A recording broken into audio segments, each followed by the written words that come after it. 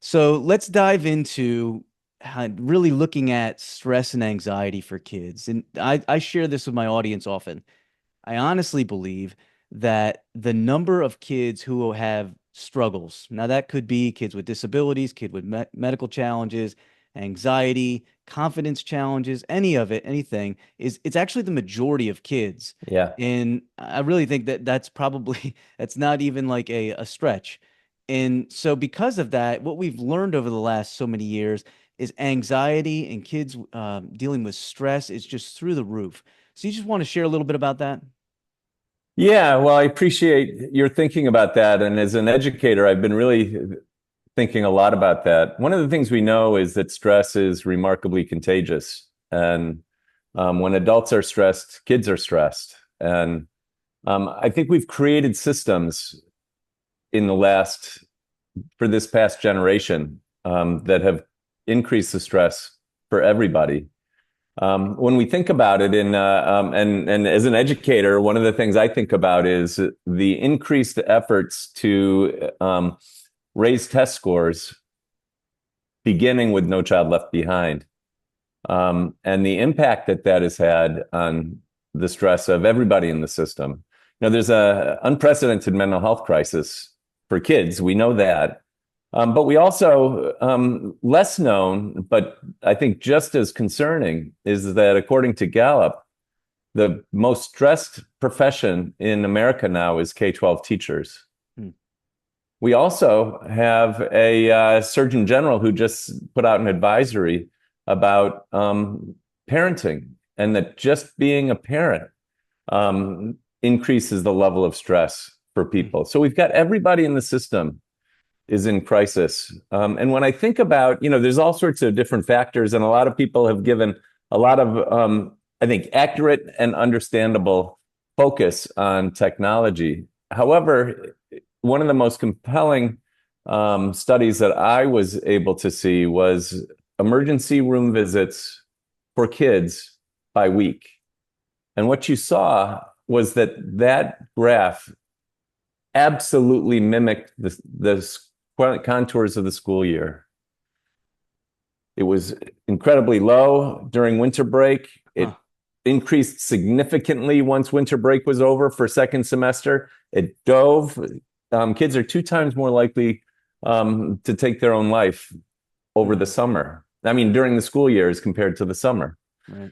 So it dips during the summer, and then it goes right back up in August. And even when you've only got 3 days for Thanksgiving, you see this dip in emergency room visits for kids. And then it goes back up and then plummets again. And so I guess there's a story there. And I don't think it's a story that we tell enough. But I think that in our efforts to increase academic rigor, we've put a lot of pressure on kids, on educators, and on parents. And that's one of the things that they found, 2019, even the high achieving kids, the Robert Wood Johnson Foundation named the top environmental conditions harming adolescent wellness. And poverty, discrimination, trauma, we knew about those. But then there it is, this excessive pressure Hmm. to excel. And so I think that there are some things. I think these are self-inflicted wounds for all of us. And these are parts of a system that I think that if we can do just the basics, we can still be able to support kids and their academic engagement while also providing the things that we know support not just their learning, but also their mental health. Yeah. That's interesting stuff, man. And like from a father's perspective, I always, my wife and we always approach state testing. Yeah. As a former educator, you have one frame of Yeah. mind, but as a parent, it's a different beast altogether. Like you see, there's definitely a push for them to excel and do better at state testing. Here's our message from our from our house. It's that go out and just try the best that you can Yeah. and let that be what it is. Because in Yeah. the end, the state test score is not going to affect what you want to do in life. It's just a measure, right, of Yeah. where your child is at. It's not even the full picture. It's what they do during that Yeah. testing period. Let's talk a little bit about what parents can do though to help their kids through all of this stress and then anxiety that's built through, testing and whatever's happening at Yeah. school. Yeah. Well, there's a couple things that Bruce Perry, who does a ton of work with childhood trauma, he's is a remarkable resource in understanding the brain and how the brain works. What he talks about is the three R's. That in order to access our best brain, we need to be connected in relationship and we need to be emotionally regulated. And I think that those are the two pieces that I think, as parents and as educators, we could really benefit from thinking about. And in the hardest moments, I think our work is not to figure out how do we solve the problem, but how do we sit with our child as they're struggling with a problem, if that makes sense. Yeah. All the research on emotional regulation and dysregulation really speaks to the need for us to be able to co-regulate with our kids. Often when our kids are struggling, because dysregulation is contagious, when there's a dysregulated child, there's often a dysregulated parent. And when we get dysregulated, then we not only add fuel to the fire, we make it a bonfire because we're bigger, we have more control. Our emotions can be bigger, we can be scarier for them as we get more and more upset. And I know this by experience. And so when our kids are stressed, the first step is for us to make sure that we're regulated, that our nervous system, that we can keep our nervous system quiet. Because what we want to do is we want to be able to quiet their nervous system. And in doing so, we can then help them access their best problem-solving brain in that moment, our most objective brains, right? But when we are dysregulated, we can't access the parts of our brain that we most need to be able to solve problems that we've got. There's Stuart Shanker does a lot of work on dysregulation, and he talks about misbehavior as stress behavior. And so often what we want to do, and I think we make it worse, is when we see behavior through the lens of motivation. So often what we'll do is we will punish or we'll incentivize, when in fact it's not motivation at all. I mean, I know I'm motivated not to yell at my kids, and there are times I yell at my kids, right? And it's not about motivation. Everybody's got their moments, right? Exactly. A sticker chart's not going to help me, right? But what it is, I yell at my kids when I'm stressed. And our kids struggle when they're stressed. And so our work then is to figure out, I wonder why they're stressed, and how can I support them in figuring out and coping with that stress, oftentimes through co-regulation, through my nervous system telling their nervous system everything's going to be okay, as opposed to further dysregulating them by threatening to take something away, by yelling at them, by doing whatever else it is that we typically do because we're dysregulated. That's all well said, man. And you mentioned something way back at the beginning. We said it's like, stress and anxiety is really contagious. I think that's kind of what you're hitting at here, right? Like and for the listeners, if you haven't heard yet, like go way back into a couple months ago, I dive into like a role model episode, the importance of you trying to be your best self for your Yeah. kids. We're never going to be perfect. We're going to fail. We try to fail forward and get better as we go along, but you try to do the best you can. And I think that definitely dives into this particular area, and that we're just trying to regulate ourselves so we can be our best for our kids. So anything in particular you could share about how we go about, like from our end, being the best for our kids, and Yeah. hopefully that helps us when we're relating with them and we're working with our kids. Yeah. So I've got a couple of thoughts, and the one is more reactive. The more we take care of ourselves, the more regulated we're going to be. The more we're going to be able to have our best brains to help our child, the more we're going to be able to connect. When we get dysregulated, we lose some really important things. We're not as good at listening. We're not as good at finding our words. We are less flexible. We lose empathy in these moments. And so when we are dysregulated, then all we do is we make things worse. And typically the causes of that dysregulation are things that when we feel out of control, when we feel devalued or disconnected. And those are some of the triggers for us and for our children. And so I guess the first thing that I would say, and I talk about this a lot in my book, is figuring out how can I quiet my nervous system? How can I stay regulated? And there's things that we can do in the moment. First of all, noticing our dysregulation. Um, One of the things about dysregulation is it creates a sense of urgency. We've got to deal with this now. This has to be fixed now, and exaggeration, or else they're going to grow up. They're late for school in the morning. Well, if I don't figure this out right now, they're in second grade, then they'll never be able to hold down a job, right? And this is what our brain does, and so part of it is if you find yourself dysregulated a lot, what I would say is taking care of your own regulation, noticing, are you hungry? Are you struggling with sleep? Can we get in front of it through some mindfulness activities? When you notice yourself in those moments, being able to step back and realize, okay, this isn't so urgent. I can take time to emotionally regulate before I re-engage with my child. So that's one piece of this. The other piece, especially as we get back and we think about the stresses of school, is they did an interesting study. They asked parents, what messages are you giving your kids? Would you rather have them be focus on achievement and academic success, or being kind and caring? And 90% of parents said kind and caring. Unfortunately for those parents, they asked their kids what their parents value more, academic achievement or kindness and caring. And the kids overwhelmingly, 81%, said that their parents value achievement. And I think what happens is we may be holding those values, right?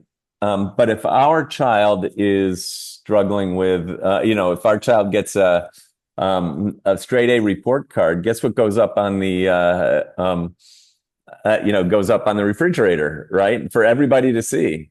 Does this kind act get talked about anything more than, oh, that was really nice, right? We can say, I don't care what college you get into, but then all you do is brag about, your nieces and nephews who are in highly selective schools, right? Right. So there's a lot of different ways. I think that we've got to be careful about the ways that we really do communicate and the things that we seem to value. Even though we may have one set of values, it's really hard in our society not to fall into these patterns that where we are looking for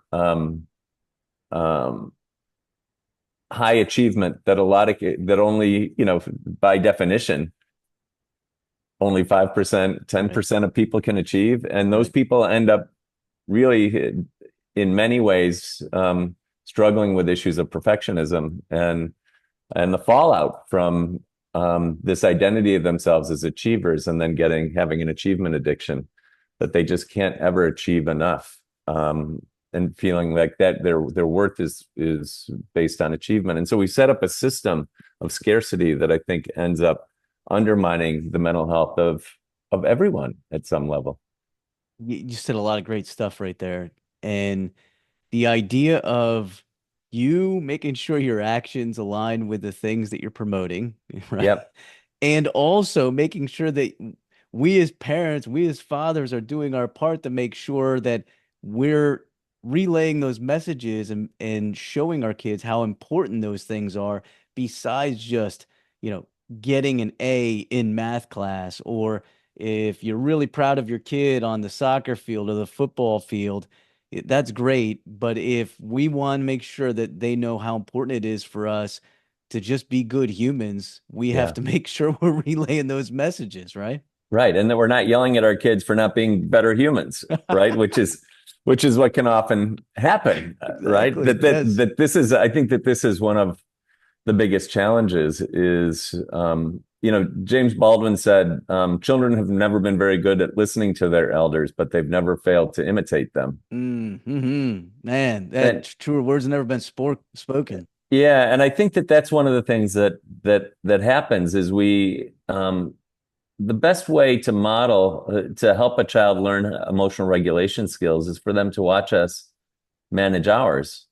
And so being able to say, I'm too upset to have this conversation right now. And I want to calm myself down so I can bring my best self into this conversation is so much better, right? For kids in terms of just not just that moment, but for kids to learn, oh, this is what it looks like when someone else is upset. This is how you handle it, is you calm yourself down before you step in. It doesn't have to be dealt with right away. Yeah. Um, and knowing that then stepping into that conversation, and if I've said things, modeling the mistakes that I've made, I think as educators and as parents, oftentimes we say, well, the reason why I was such a jerk is because of your behavior, right? Mm-hmm. And then we want kids to take responsibility for their behavior.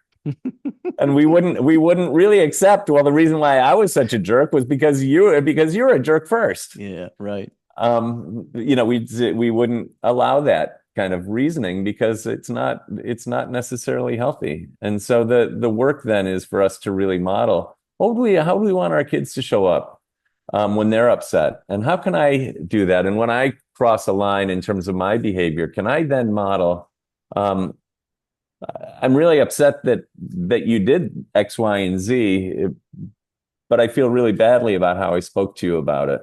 And I'm really going to work hard to, when I get upset, to be more respectful to you. Or if you get upset, if they witness you in an argument with your spouse, right, to be able to reach out and say I didn't speak with your mom or dad as well as you'd like, as well as I should have, and I Yeah. need to be able to manage my anger in a better way. And I'm Yeah. Yeah. going Take to work on ownership. that. Yeah. We're not perfect. Yeah. We're not Exactly. perfect. Yeah, take ownership of it. Hey, let's finish on this. You touched on this a little bit. Yeah. So we know that stress and anxiety for our kids is through the roof at schools.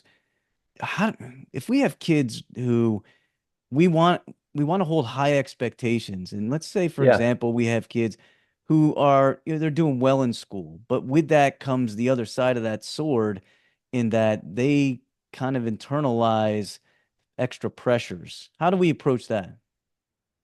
Yeah, I think that the challenge as we've increased the rigor in schools, we've taken away a lot of the things that really facilitate learning and mental health, which is times to quiet our nervous, time to breaks during the school day. We teach bell to bell during school. We don't have as many opportunities for kids to move and to talk and interact with one another because we're so focused on content. And so I think and then I think the same thing happens when kids get home, is we see being on 3 travel teams as so important, but then we never as a family get a chance to have dinner together, because we got 3 travel teams plus, of course, there's a couple therapy appointments in there, and violin lessons and play practice and all of those things. And so I think that the most important thing we can do is make sure that kids have a rhythm in their lives. I had I was asked after the Highland Park shootings, the school where I was principal, was in the Highland Park, town of Highland Park, where there was the 4th of July shooting in 2022. Hmm. And I was asked to come in and support the teachers when their students were coming back, because they had all experienced this collective trauma. And it's interesting. I struggled to know how to do that, so I asked a friend who's really good with trauma, Mary Jo Barrett, and she came in and she and I led this. She's like, she knew trauma and I knew school, so together. But I learned something from her that applies not just to kids with trauma, but to all of us. And in so many ways, the way that we are replicating the challenges of trauma in our kids' lives. And what she said is that that we have a rhythm to our lives that we need to honor, that and we all know how important sleep is, that's a time when our lives contract, our nervous system gets quiet, and then we work a full day or go to school a full day, and then hopefully we have another good sleep at night. you like sports teams, you've got a break before the game. You're warming up, and then you play the first half, and then there's a break. And these rhythms are really important in sustaining our health and our mental health. That these breaks are essential. And what we notice, if you take a look at people who go through a day without a break, their brain is just constantly stressed. Yeah. And so what we've taken out in our school day, in our school period, what we've taken out of our homes is these dips, these breaks. And I guess what I would say is that that figuring out how we can add breaks to kids' lives. You know, the thing about trauma is your nervous system never gets a break because you're so vigilant with stress. But the same thing happens if we've got kids waking up, going to school, doing homework, going to travel team practice, coming back and going to violin practice, going to bed, starting it up again and again and again. That what we need to do is first really honor the rhythms of our lives. That's And I think we struggle to do that. That's well said. Doug, thank you so much for your time, man. You've given us a lot of stuff to think about, and for those of us fathers out there who have kids who are stressed and anxious about school, which is just about all of us probably, you've given us a lot to chew on. Audience, we will put his link to his book down in the notes so you can grab it there. And I just really appreciate your time, Doug. Thanks for jumping on with me. Kyle, really appreciate the conversation. Thanks so much.